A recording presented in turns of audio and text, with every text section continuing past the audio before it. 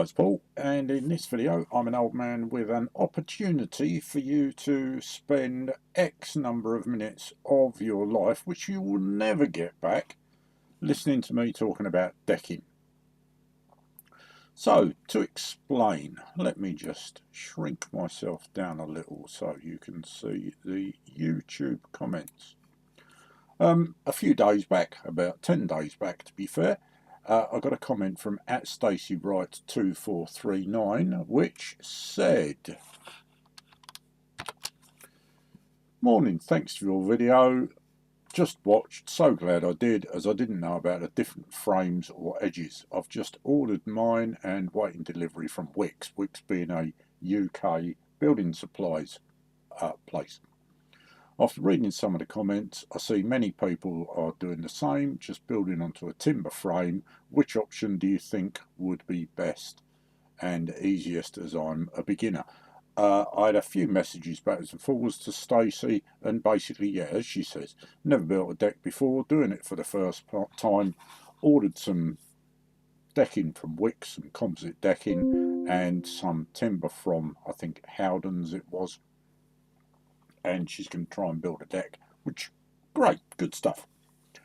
And she wondered about well, she was getting nervous about all the different possibilities. And so I thought, right, okay, initially I said, yeah, I'll do a video response. And then I sat and thought about it and thought, well, there's way more I want to explain about this. Because I ran into some problems with, well, probably all of my decks, to be honest. And so I thought, right, I'll try and do a video that encompasses most of what I've learned, if that makes sense. So I'm not going to do it out on the deck. You're not going to see me working or all the rest of it. I'm going to do that purely on the screen here, which is behind you. Which is why, instead of me looking down the camera all the time, very unprofessionally, I'm going to be looking at the monitor screens, which are actually behind you. I apologise for this. Let's get on. So, for anyone who wants to know, the presentation I'm doing in PowerPoint, I did the drawings in Affinity Designer. And if you wanted to do your own drawings, there are some free options available. There's a web version of SketchUp, which is a 3D drawing thing. I think there's a web version of Draftit, which is a CAD program I use. Affinity Designer is a vector designer. I actually use it for all sorts of things, including designing t-shirts and stuff like that. But it's good for designing basic square shapes and round shapes and all the rest of it. There's an equivalent in freeware called Inkscape. So if you want to draw something similar to what I've drawn, Inkscape is a good option. I use Affinity because I've got the whole Affinity suite. Anyway, so let us move across to PowerPoint. Let me start the slideshow from the beginning. Okay, so some of the possibilities that I sort of think I might encounter if I'm going to build a deck. If I've got an idea of where I'm going to build it, which theoretically I would have, the first thing I'm going to do is I'm going to look at the landscape or the terrain. So here's my deck, 4 different situations. Here I'm building it on a flat level piece of ground, maybe a patio. Here it's on a sloping piece of flat ground. Again, maybe it's a patio with a fall on it. Here I'm building it on an undulating piece of uneven but nonetheless level-ish ground. And here's the same with a slope on it. And this is probably what most reflects my garden. The slope on it isn't as steep as this, but my garden does have a fall of about a foot in about 40 feet, so it does have a fall from end to end. And again, the fall that I've put on the deck, you need a fall on your deck so that it drains. but I've overstated this so that it looks obvious on the screen, just purely for theatrical purposes. So I'm going to look at my landscape. I'm going to look at what sort of condition the ground is in. You will get all sorts of people with all sorts of ideas of how you should prepare your ground for your deck. My original deck that I built in, I don't know, year 2000, when we moved in here, was a big wooden deck. Part of it was supported by a brick wall, part of it supported by the house. I'll stick a picture here so you can have a look. Then about 5 years ago, in about 2019, we ripped all that out and replaced it with the composite deck. We took all the brick wall out and everything, and we replaced it with the composite deck, as seen here. And so, when I built the original deck, the wooden deck, I built it completely out of timber. I used timber beams and I used offcuts of those timber beams to act as supports, and I stood those offcuts on pieces of paving slab. I also put a piece of damp-proof course between them, DPM as we call it. If I just click through to the next screen, you can see this is how I built the original one. So offcut of a beam, standing upright on a piece of damp-proof membrane, damp course as we used to call it, and then on underneath that is a bit of paving slab, and then that's on the ground. On my composite deck, I used commercially available pedestals that I bought from the same company that I bought all the stuff from. So my composite deck is composite board on top of composite beam on top of composite supports, and the supports are a little bit like this. They're not actually sort of pyramid shape, but the base is bigger than the top, and they are adjustable, which is great. So you can adjust them up and down, which if I go back to this or this is ideal, because I want a short one there, want a long one there, really long one there, and so on and so forth. So the adjustable ones are really good for that. Also, the idea of an offcut is fine, because you just cut it slightly shorter than you need it, screw it into the side of the beam where you need it, and off you go. Some other options I've seen over time is to dig a hole, put some concrete in it, and embed a steel threaded rod in it, and the threaded rod, you put a couple of big nuts on it and maybe some big washers, and that supports your deck. I've also seen people digging a hole and concreting in a post. Interestingly, I looked on the website for the UK Timber Decking and Cladding Installers Association. I think I got that right. I'll put a link to it below. But they say you shouldn't encase the entire base of the post in concrete. You should stand the post on something like pea shingle or gravel or something that will drain, and you should only put concrete around the outside. And the reason for that is to allow the post to drain any moisture away out the bottom of the post. To me, I'd be kind of, oh well, does not the whole hole become damp and the damp seep upwards? But that's what they say. It's not something I've ever done, so it's not something I can comment on. I've also seen people just put a concrete pad down and then drill into it and roll bolt or use rag bolts or whatever to bolt a plate and a steel post above it. All of those options are available, and I'm sure there's more available, like steel columns and so on and so forth. I've never used them. I've only used these two options. Why would you use some of these in preference? Well, possibly if you had softer ground than I have. To give an indication, my house was the last one built on this little estate of about, I don't know, 30 or 40 houses. And what they did very kindly was all the rubbish and broken bricks and bits of concrete and waste sand and cement and all the rest of it that they had spare.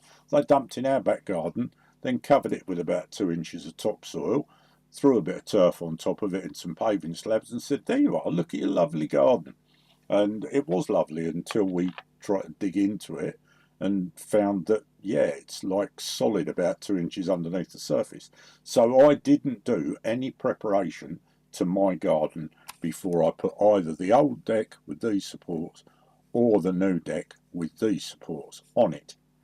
All I did, I threw a big sheet of weed control fabric over the top and then put the supports straight on top of it. The old deck, this lot, went straight on top of the weed control. The new deck, I replaced the weed control and these pedestals go straight on top of it. That may not suit your application. If you've got softer ground, you may need to do something like this, but only you will be able to look at that and decide. I've seen people put decks straight onto the ground.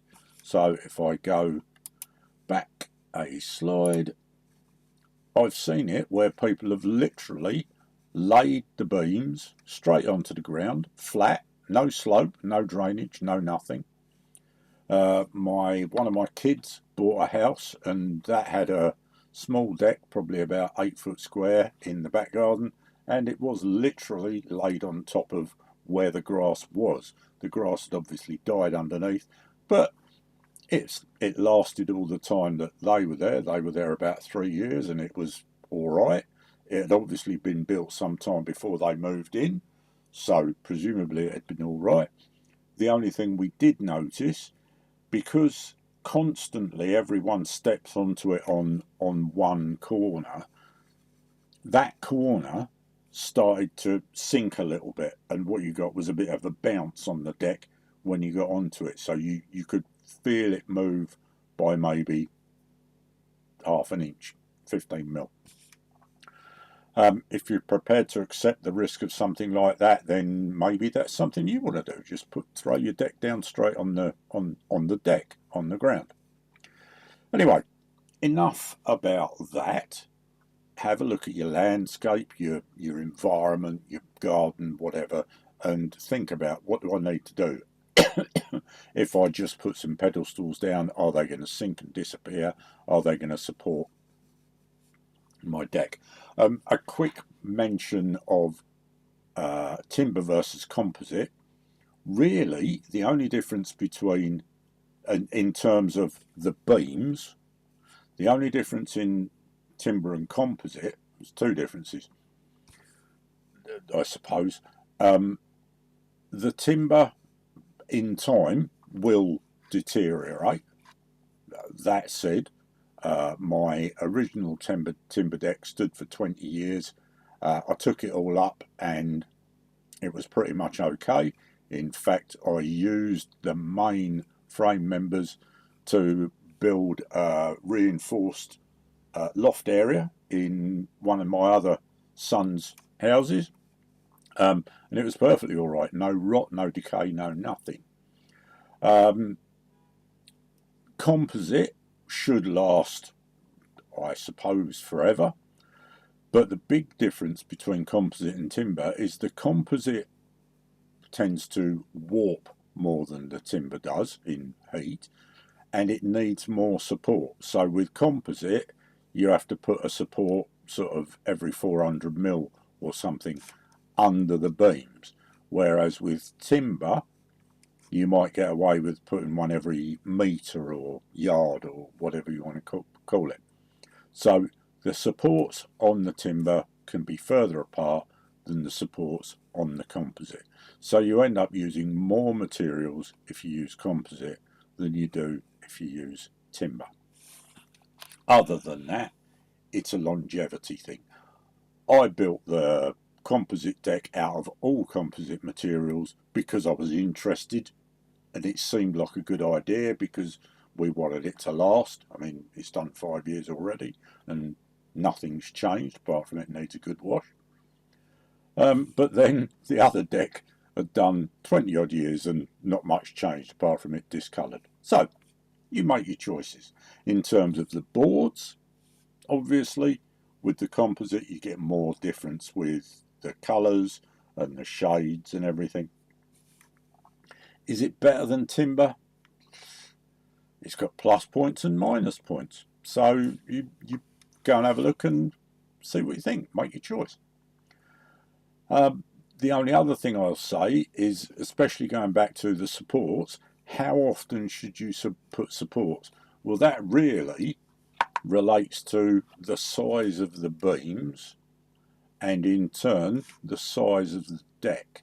What you can get for timber particularly are things called span tables, and span tables give you the size of the length of unsupported beam that you can have between two supports. Normally they're used for flooring, so when someone builds a house they use a span table to decide how big the beams have got to be, the joists have got to be between two walls.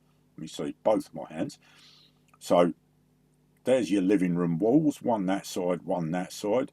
You run a beam across it to put the bedroom above, and the length of that beam, if your room is 3 meters wide, then span tables dictate how thick, how heavy that beam's got to be running between the two.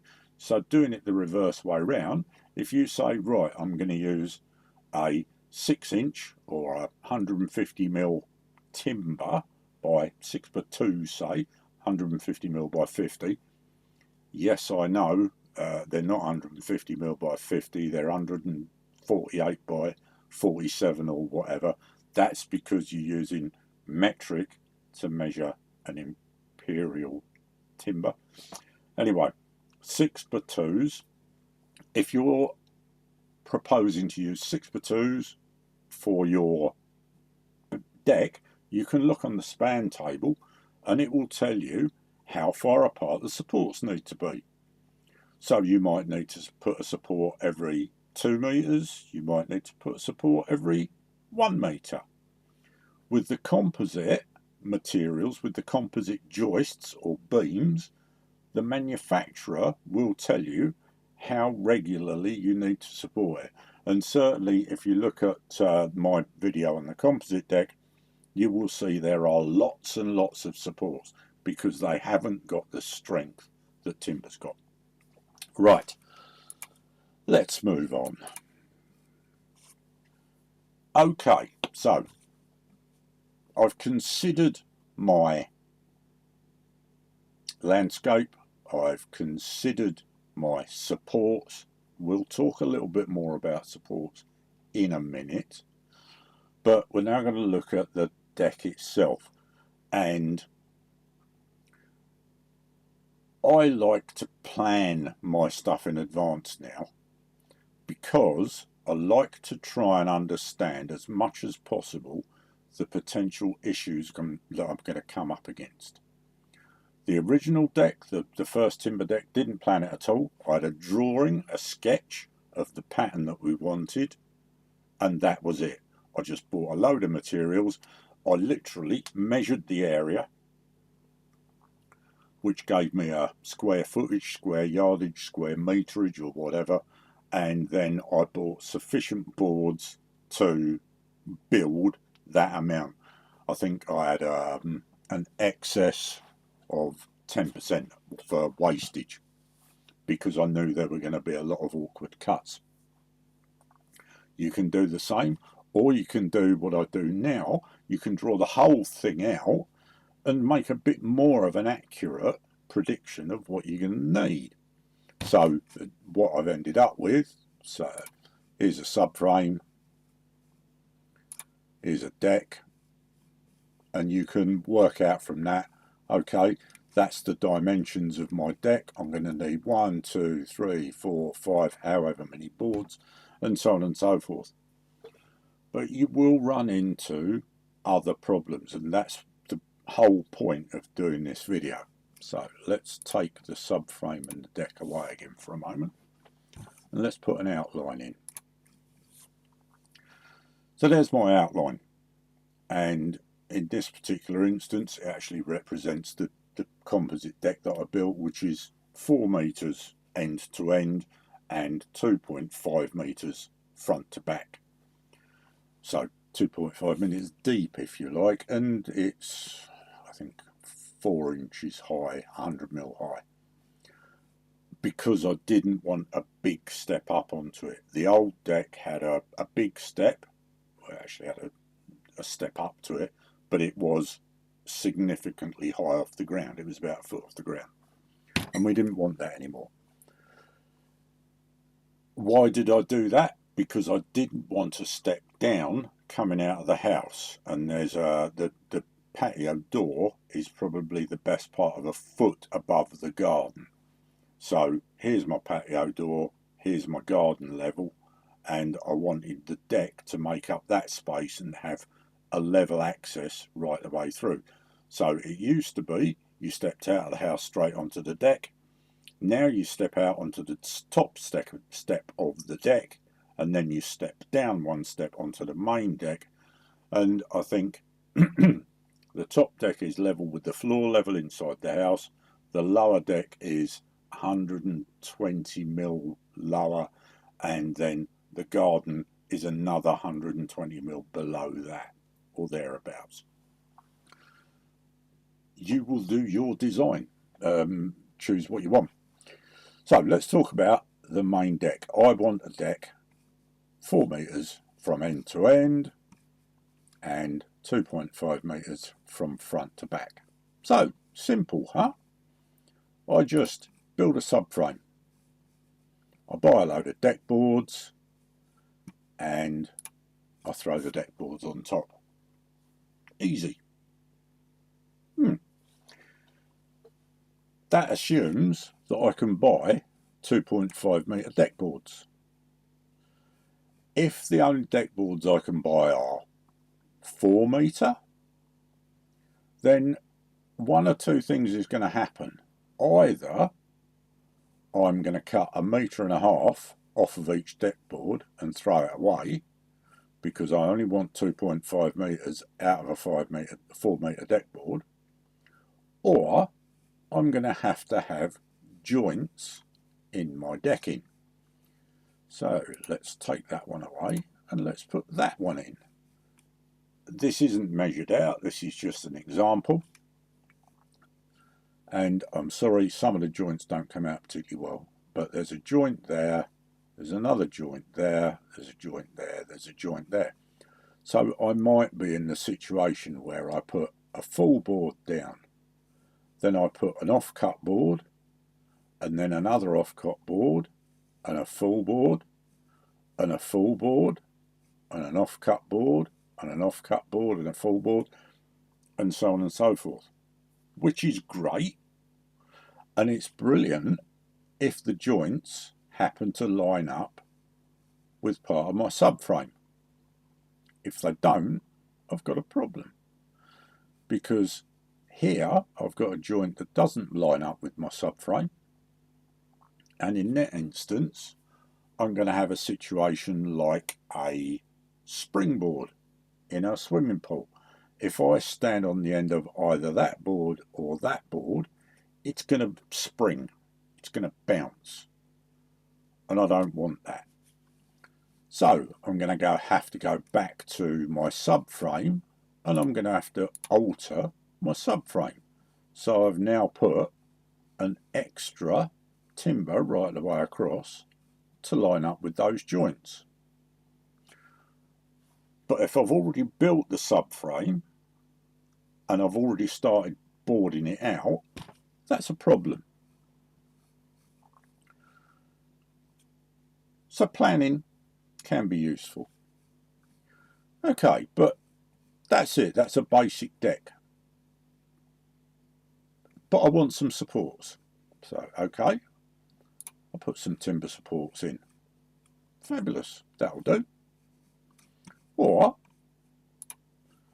let's have, sorry, I'm looking behind the microphone. Let's have some plastic supports. Let's use those little adjustable ones that I just showed you. Now we hit another problem, maybe. What's supposing you don't want to see the outsides of the supports? you can see that support peeping out underneath the subframe and that one. Let me just get rid of the outline. And all these round the outside, you can see them, they're visible underneath the subframe because the plastic supports sit directly under the beam. Where I used the timber supports, I can screw them on the inside and I can hide them out of the way. But if I use the plastic supports, they're visible. And I might not want that.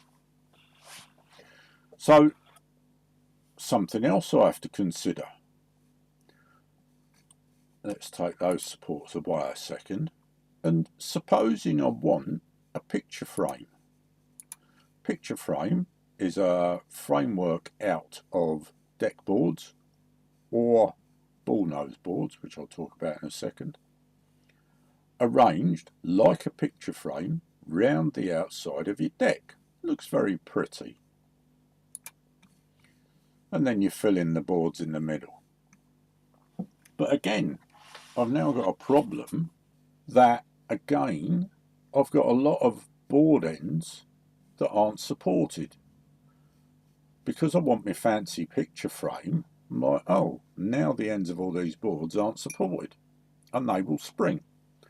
The insides of these picture frame boards aren't supported particularly well. You'd probably get away with it down this length because they're supported by these beams, joists, but along these longer runs it would probably spring to the inside along this length, and it would definitely spring along the ends of these boards. So that isn't very good. And then of course I've still got the problem of I can see my plastic supports. So maybe I want to get rid of all that. So I change the subframe. Take away that subframe and I put in a smaller subframe that deals with supporting all the ends of my boards and the insides of my picture frame. I haven't drawn this bit very well, so let's look at the bottom end of it. This one's better. And what I've done here, along here, I've got this beam supports the inside of the picture frame. This beam supports the ends of the joists, the ends of the boards. Same idea on this side, I've just missed out the little stub ends. These little stubs that I've screwed on the outside, they serve two purposes, and this is exactly what I did on my deck. I screw them to the side timbers and they support the picture frame board, and they also support a fascia, so that when I look at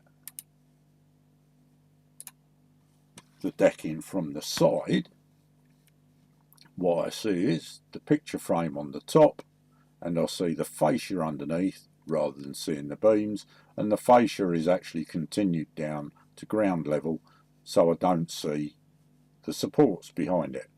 So of course the supports are hidden back here on the inner beam. The fascia comes down to the ground and everything looks tidy. Here we've got just absolutely standard straightforward deck.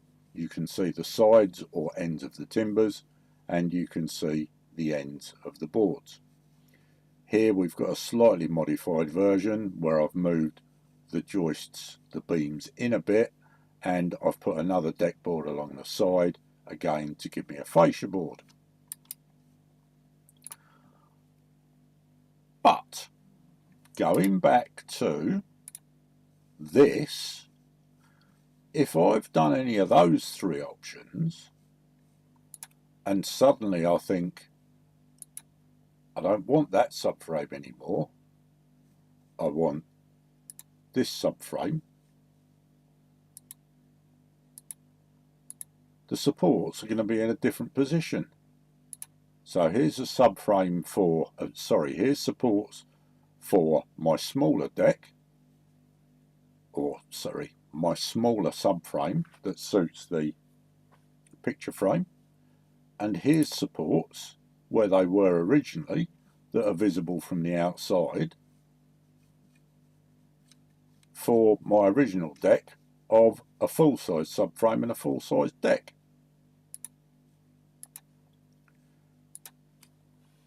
And if I'd done any of those options that are concreted in, and I've concreted all my posts in, and I've done all my digging and my setting out and my digging, and I've concreted everything in, I've now really got a problem, because I've got to reposition all of that, dig new holes, etc, etc, etc. So in my opinion, it is well worth thinking long and hard and making a sketch or making a computer drawing or whatever of what you plan to do in advance to think through these issues. So as a quick recap, we've got the subframe positioning for dependent on whether we've got a fascia, dependent on whether we've got a picture frame, dependent on whether we've got joints. We can also consider, oh, maybe I want another section of deck that's higher up or lower down or something, and I want a subframe for that, and I want a picture frame for it, and sorry, where's my picture frame? Upper picture frame, there we go. And I want a fascia. And so all my supports, I'm going to need to think about where they're going to be, and position them accordingly. So hopefully that gets you in the sort of the mindset of thinking in advance about, okay, it's almost like thinking in advance, what's the finish I want? What do I actually want to see? And then mentally, or on your computer screen or on your bit of paper, stripping that back and back and back. So you start off with all your boards and your finished layout and your fascia and all the rest of it, and you take those bits off one at a time to reveal the subframe underneath and go, oh, actually, I want a smaller subframe than I thought I needed. And then you take them off, and underneath you see the supports, and you say, oh, right, I need the supports there, there, and there. The amount of supports, the distance apart of the supports, the amount of the beams, the distance apart of the beams. If you're buying composite, is going to be dependent on what the manufacturer recommends. And if you're buying timber, as I say, you can use span tables. And if you Google what should my joist supports, beam supports, decking supports be on a timber deck, you'll find all sorts of resources.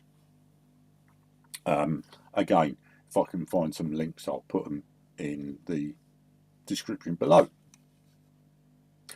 Okay, we've had a look at this. We talked about the possible finishes. One last, or couple of last things I want to talk about. And again, this goes back to the difference between composite and timber. With timber boards, and that's timber deck boards and timber subframe, generally speaking, people will end two deck boards, they'll put a joint between two deck boards over the top of a single beam, and they'll screw down between those two deck boards, through those two deck boards into the support. With composite, the manufacturers tend to suggest you don't do that. With composite deck boards, not just composite beams, but composite deck boards, because they expand and contract a lot, what they say is if you have them like this, there is a possibility that they might move about enough that they actually come off the beam. So they say you should always end the boards on a full beam, twice as much material for the ends of the boards. Just something to think about. And then finally, in regard to securing the board to whatever's underneath, well, let's start at this end, because this is a representation of a composite board. Composite board has slots in the side, and they are secured by little plastic clips with a hole through, and you put a screw through the hole, and that holds the board down. And the reason they use those is that the board can move slightly. When it expands and contracts, it can slide over that clip. So where you're seeing it from the end, it can slide backwards and forwards through that clip. You'd have another one this side.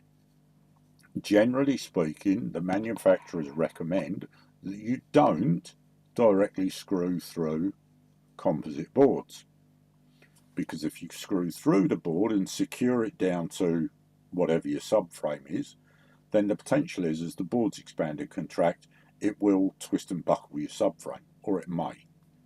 Depends on the size of your boards, depends on the size of your deck, depends on whether it's in a shaded area or a bright sunlit area. So our deck, for instance, gets full sunshine from about, on a summer's morning, from about 7:30 right the way through till midday, when the sun just creeps past the house. And in that time, the boards can expand, the 2.5 metre long boards can expand and contract 5 or so mil. So it's significant. 5 mil over 2.5 metres, it's enough. If you've got timber boards, then yes, you screw through the boards, or you can use secret fixings where you screw at an angle into the side of the board. The argument about which way up they go, I'm not going to get into. I've fixed them, I've fitted them both ways up. My original deck had them with the serrated side, grooved side, whatever you want to call it, upwards, because we wanted that look then. The little deck that we put under the pergola is flat side up and the grooves are underneath. As far as I can see, it doesn't make the slightest bit of difference on drainage.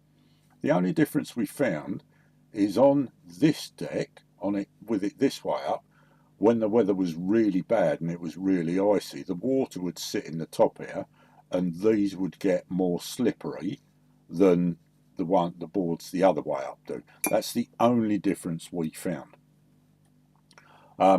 Also, a quick mention, I've seen loads and loads of people saying you must put joist tape, I think it's called, on top of the beams underneath the deck. I've never used the stuff.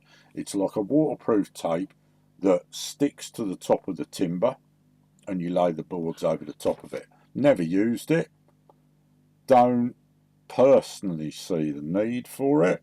I'm sure the companies that manufacture it and the people that use it because they're given it or whatever can find every reason why you absolutely must use it. It's a weird thing that's happening with the sun coming through the Venetian blind. But I've never used it. As I say, my original deck was there 20 odd years. The stuff hadn't been invented when I built that, and I never used it, and it didn't really seem to make the slightest bit of difference. There was no deterioration or no appreciable deterioration on either the boards or the joists, the beams. So, choose your system, choose your method of fixing, throw it all in the garden, and have a bit of fun. Enjoy yourself, build your deck. If you got any other questions or comments or whatever, or you're one of those people who's going to look at it and go, oh my God, no, you don't do that. No, that is against code or whatever. If it's against code, you're probably in another country, and it probably doesn't apply here because this is the UK. There are recommendations, there are best practices. You can find them again on places like the Timber Decking and Cladding Association. You can buy books on it if you want. There are definitely building regulations, especially if you start to build decks above ground. and when I say above ground, I mean like above ground, like up in the air, because then you're stepping into a whole new sort of ball game. I'm talking about decks that are less than a foot off the ground. If you're building high level decks, then that's all sorts of different structural issues and safety issues and goodness knows what else. Oh, something I must quickly say. Let's go back to this.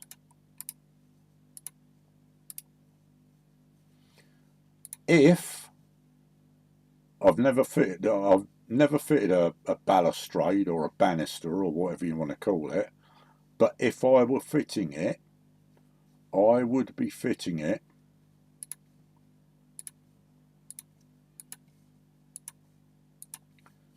to the subframe. I would possibly even be digging it into the ground and concreting. Where I was putting the posts in, I would quite possibly bury them into the ground. I would definitely have them coming through the deck boards and make them secure to the subframe underneath. I wouldn't be standing them on top of the deck boards and then trying to secure them down afterwards. I've never done it, but I wouldn't stand my balustrade post or banister post on top of my finished deck and then try and secure it. I would put it through the deck and secure it to the subframe underneath. That's just a mention as I go through. Anyway, building regulations. If you are building a big enough deck and there's a percentage of your garden that you can't go above for the quantity of outbuildings and decks and blah blah blah, so you might want to have a look at that. There are considerations if you're building one up a little bit where you can look over your neighbour's fence for whatever reason, then there might be considerations of neighbours complaining.